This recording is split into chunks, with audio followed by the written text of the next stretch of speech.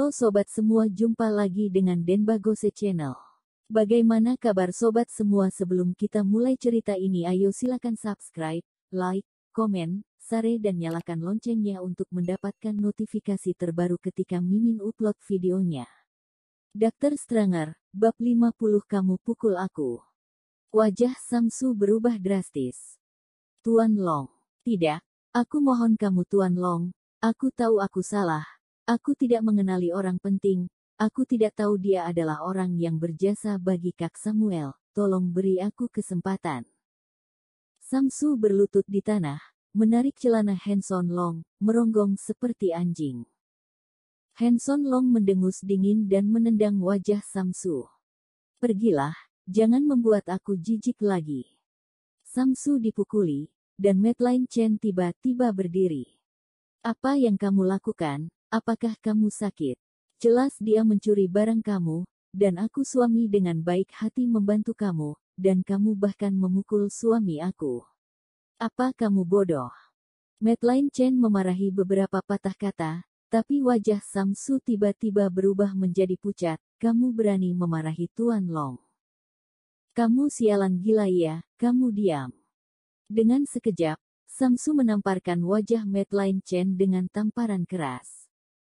Madeline Chen tertegun. Kamu pukul aku. Aku membantu kamu dan kamu masih memukul aku. Samsu mengutuk. Wanita jalang.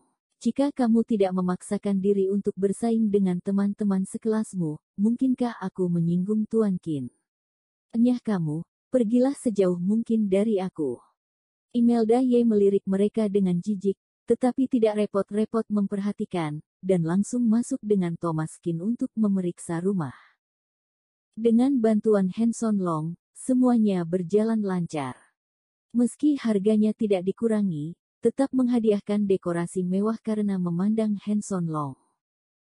Dekorasinya langsung didasarkan pada dekorasi paviliun pengobatan tabib terbaik di negara ini, dan akan selesai dalam waktu kurang dari 20 hari.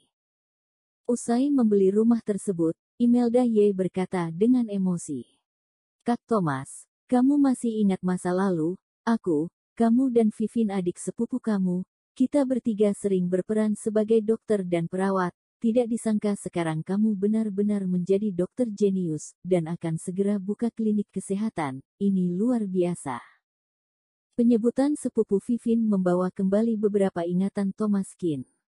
Ya, keluarga bibi kedua untungnya meninggalkan kota Donghai, kalau tidak mereka juga akan terlibat. Ibu Thomas Qin tidak memiliki hubungan yang baik dengan keluarganya sendiri, meskipun ada banyak saudara laki-laki dan perempuan, sangat sedikit yang dapat membantu pada saat-saat sulit. Hanya keluarga bibi kedua yang merupakan kerabat sejati Thomas Qin. Bahkan saat Thomas Qin tinggal di luar kota selama bertahun-tahun, kartu banknya selalu menerima uang transferan dari bibi kedua dari waktu ke waktu. Bahkan walaupun tidak dapat memastikan apakah dia masih hidup, bibi kedua tetap akan mengirimnya uang. Thomas Qin secara alami mengingat kebaikan ini, tetapi bibi kedua tidak ada di kota Donghai, dia akan pergi ke rumah bibi kedua setelah dia menetap di sini. Mendengar ini, Imelda Ye merenung sejenak dan berkata, aku dengar Lin Vivin tampaknya telah menetap di kota Donghai, tetapi tidak banyak kontak di antara kami, jadi aku tidak tahu jelas. Thomas Qin terkejut, kamu yakin? Keluarga bibi kedua dulu diusir dari rumah Tang, bukankah mereka meninggalkan kota Donghai? Imelda Ye menggelengkan kepalanya, aku tidak tahu secara spesifik. Aku hanya pernah membaca grup pertemanan orang lain yang sepertinya memposting Lin Vivin seharusnya bekerja di rumah sakit kota Donghai, jadi keluarga mereka datang kembali menetap di sini. Meskipun Imelda Ye dan Lin Vivin mengenal satu sama lain ketika mereka masih kecil, mereka hanya bermain bersama karena Thomas Qin. Setelah musibah keluarga Thomas Qin, mereka tidak pernah saling menghubungi. Thomas Qin mengerutkan kening ketika mendengar ini, mungkinkah bibi kedua benar-benar ada di kota Donghai? Karena kejadian di masa lalu, biarpun bibi kedua kembali ke kota Donghai, pasti akan bertindak dengan hati-hati, tidak berani menunjukkan diri, dan tentunya hidupnya juga tidak terlalu baik. Dr. Stranger, Bab 51 Bibi kedua. Thomaskin mendengar berita itu dan segera mengeluarkan telepon dan menelepon Axel Sun. Kakak seperguruan junior, apa pesan apa? Bantu aku periksa apakah Ernie Tang, nona kedua asli dari keluarga Tang apakah sekarang ada di kota Donghai. Oke, aku akan segera kasih tahu kamu. Paling tepat mencari Axel Sun untuk urusan begini. Dalam 5 menit, Axel Sun menelepon balik. Menemukan alamat rumah yang sekarang disewa Ernie Tang. Thomaskin sedikit bersemangat, tetapi dia tidak menyangka bahwa bibi kedua ternyata di kota Donghai. Saat masih kecil, keluarga Ernie Tang dan Thomaskin memiliki hubungan yang baik. Kedua kakak beradik saling bergantung dan sering menghubungi satu sama lain. Bahkan jika mereka tidak bertemu satu sama lain selama 10 tahun, kasih sayang keluarga seperti ini tidak akan hilang. Sesuai alamat yang diberikan oleh Axel Sun, Thomaskin datang ke kompleks dan menemukan rumah Ernie Tang. Tok tok tok. Pintu diketuk. Setelah beberapa detik, pintu terbuka dan seorang wanita yang tidak asing berdiri di depannya. Meski tidak terlihat selama 10 tahun, bibi kedua jauh lebih tua, tapi masih bisa dikenali dengan jelas.